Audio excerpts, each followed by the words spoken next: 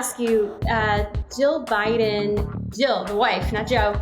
I think she personally stepped in it because she offered to bring both of the women's basketball teams from the college championship March Madness to the White House.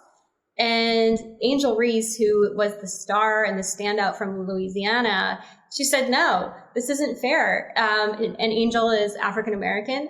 And she said, there's no way that Jill would have done that if the Iowa team, which was led by Caitlin Clark, who is white, and they were both making the same sort of hand gestures. And so Jill Biden is taking a beating in the black press, and this is on top of her breakfast tacos comment about Latinos.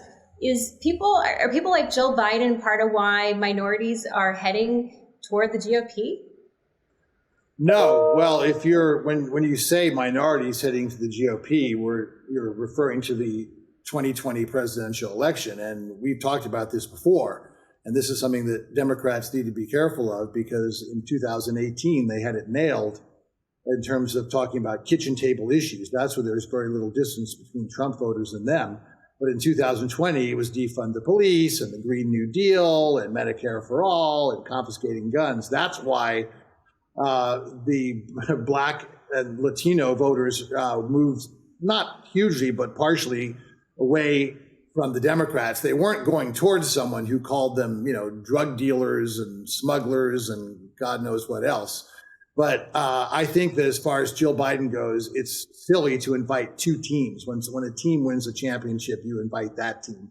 But again, this is, to me, a pretty minor issue considering what we have going on. But I do think, again, that when you look at a lot of women, particularly unmarried women who have been deserting the GOP in droves, that's what the Republican Party should be focusing on more, not who gets invited where. But again, if it were I would have just invited one team. That is the tradition. That's what has always been done.